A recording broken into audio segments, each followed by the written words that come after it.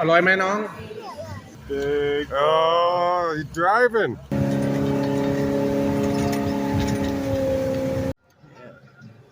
Got all banged up. Good morning, good afternoon, good evening, Sawadee Krup. I'm Steven, and this is my video log, The Psy American. Welcome to the Psy American for another update from the summer. Even though summer's over now, I did have a backlog of clips, including from our recent visits to the Navajo Reservoir, which is in northern New Mexico, and part of it actually is in southern Colorado. So I had a chance to visit both sides of the huge reservoir, including in New Mexico earlier in July, and then later in August, the Colorado side, we got to explore the reservoir. So our initial impression, of course, is the water level was quite low. The campsite that we had, we thought was going to be right up on the water side, but it turns out the water was much lower than expected. Historical in terms of the last 10 years or so, but it's not the lowest it's ever been. I think the lowest it's ever been recorded was around 2004, according to the water level database. I'll tell you a little bit more about the history of the reservoir itself later on in this clip, so stand by for that.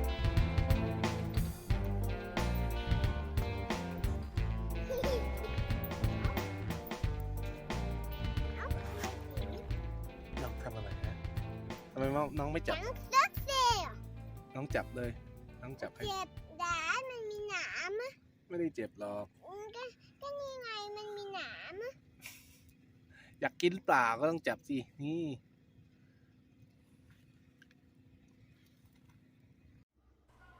So throughout the reservoir there's several little marinas, but there's one main marina on the New Mexico side, and it's called Navajo Lake Marina, which I'll link to in the description.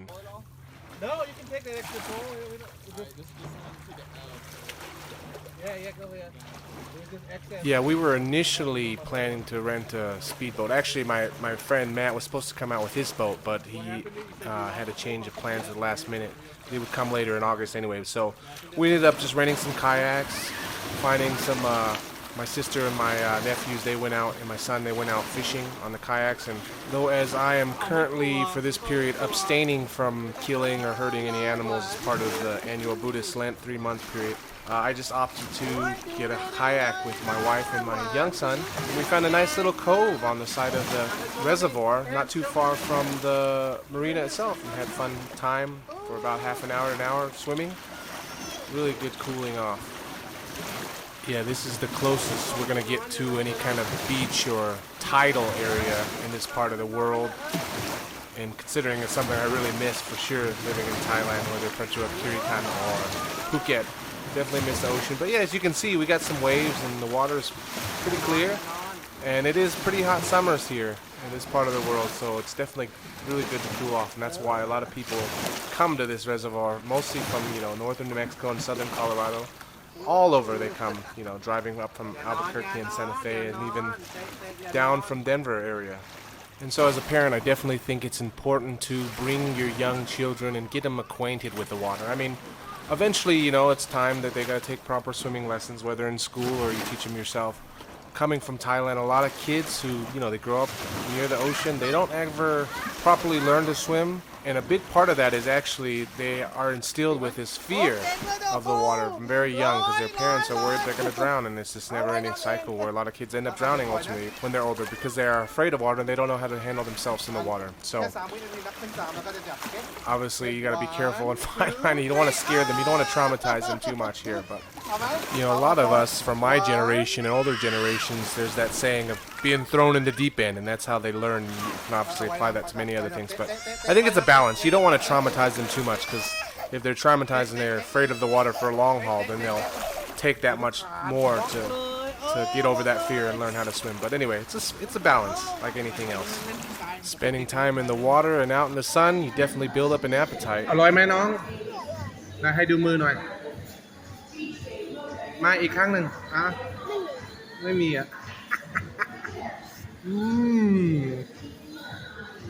ที่ไหนกินเผ็ดได้อ่ะ So regarding the low water levels, there's a tendency that people want to jump to these days initially and just say it's all about climate change and drought, but that's only kind of part of the story. The other big factor, of course, is downriver, and this is the San Juan River here. right on the other side south of the dam, of the Navajo Reservoir, Navajo Dam.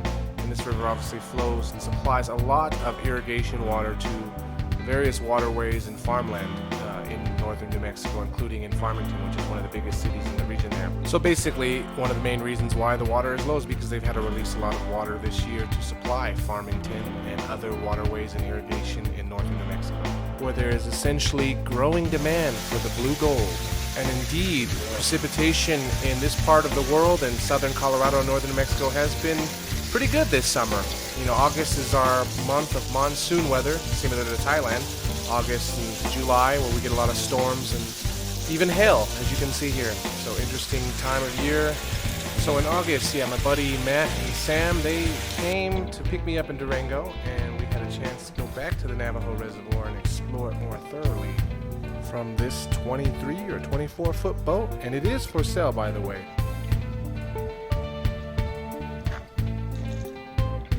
Oi, oi, oi.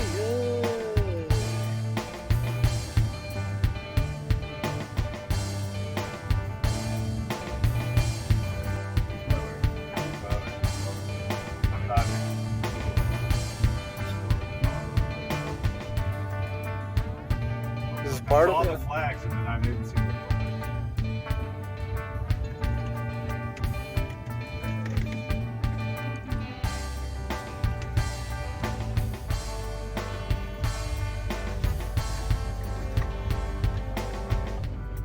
Re-inspection.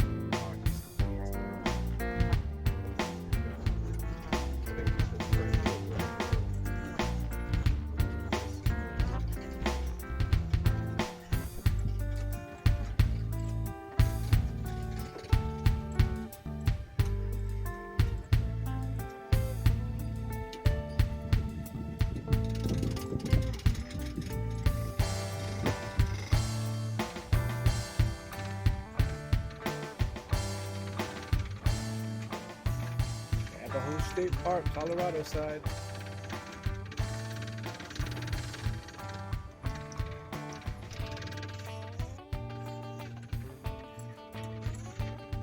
Engine bay circulation, what are you circulating? Fluids? Air? Oh, in the engine. Air cool. Boo. So this is Two Rivers Marina. That's just this.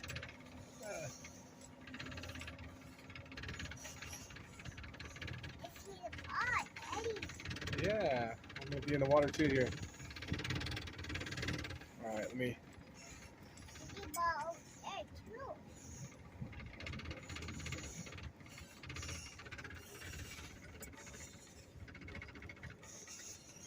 And we are.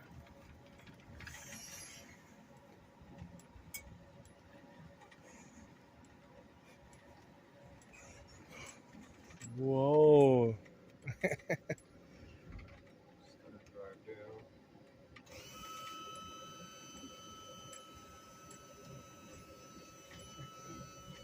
I'm just right in here, huh?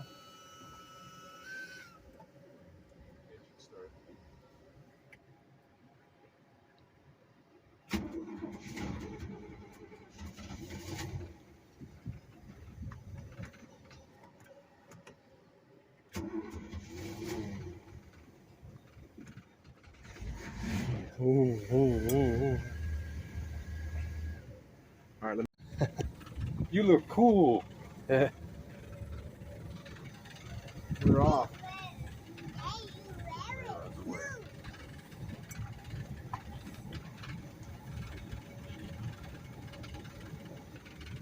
Hi.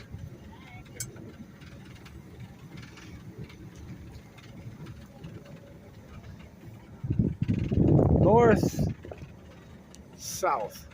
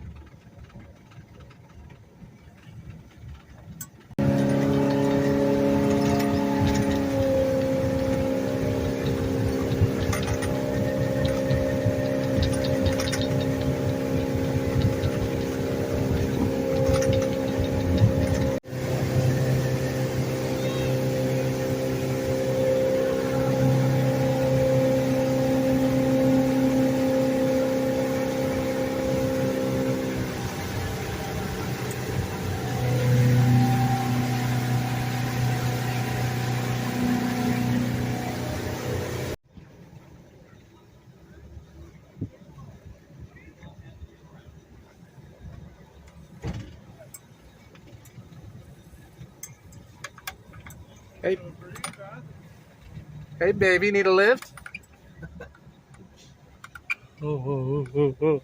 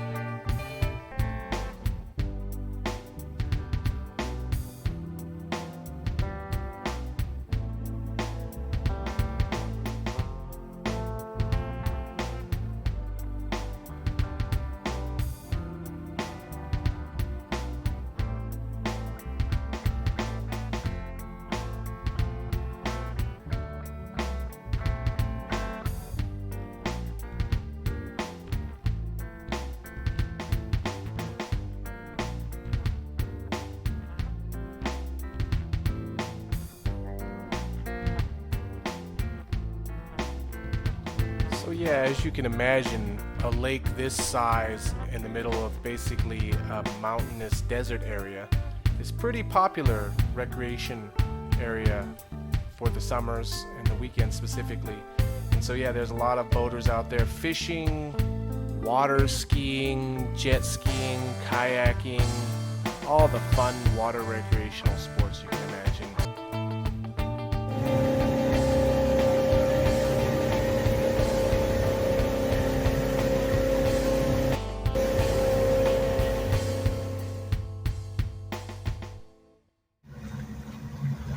We hit a sandbar. Went back. So what do we lose exactly?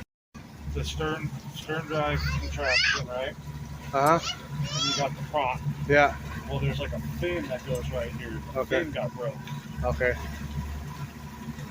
That's what flopped out, because when it hit the prop, it bent the prop, Yeah. and then that flew out the water. So the fin, we lost the fin. The fin, what do you think about the fin? So there's like the whole transmission assembly, Yeah. drive assembly. Ah. It's kind of a tapered, and then there's a fin that goes right along that, and you got the prop. That fin back here in a chunk, probably the size of the dinner plate, broke off. Yeah. What's the fin do? Just for steering or for? Yeah. Okay.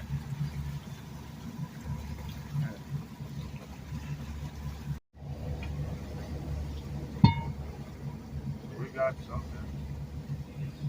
Oh, why don't we put that on? Dead in the water. Drop wrench.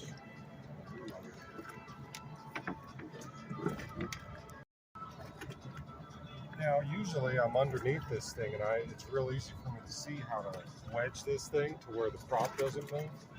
Sure. I don't know. Can you hold that thing? Hold what? The prop? And I'll try and break the nut. Hold it. Yeah.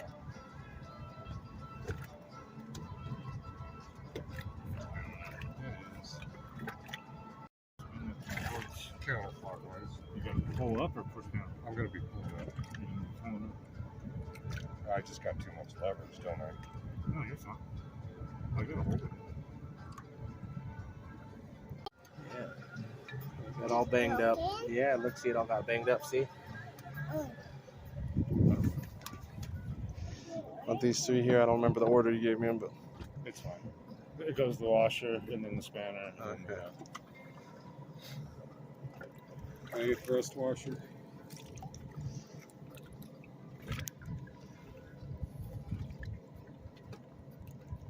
Spanner washer. so that, what did you call that fin? A skag? Yeah. Skag. Hmm. Skag. That's gone, huh? The skag leg is gone. Okay? It's gone. So no It's more. back- It's back there. Yeah. It's sunk. We all saw it Yeah. fly out of It's the back. not, yeah, it's not going anywhere. Forget about it. Forget about it. So no more S-curve racetrack flying anymore, huh? We'll see how we. I mean, most of when you're underway, most of your steering is done by power. Hmm. Oh, we're on the boat. On a boat. Look over to Matt, Uncle Matt. Big Oh, he's driving. The captain, captain boat. Captain Aries. Good hands, buddy. Good hands. Yeah.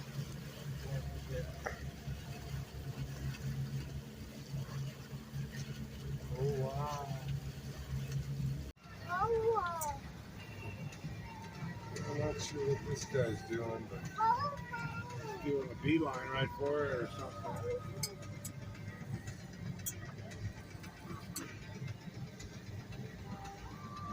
yeah, what a douche.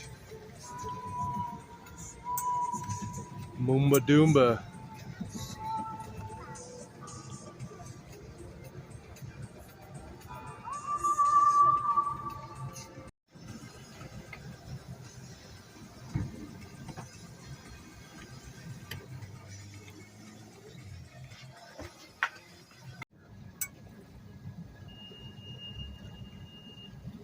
It's like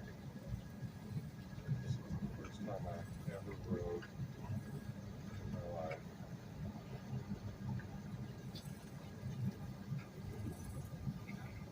I have to admit I am concerned for this guy.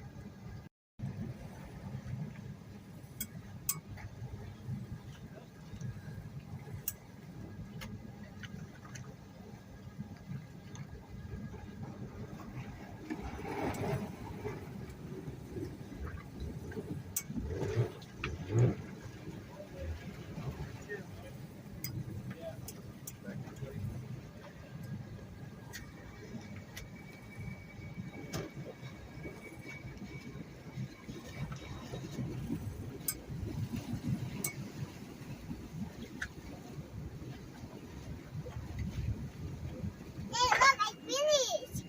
I'm finished. Perfect. Yeah, so it's supposed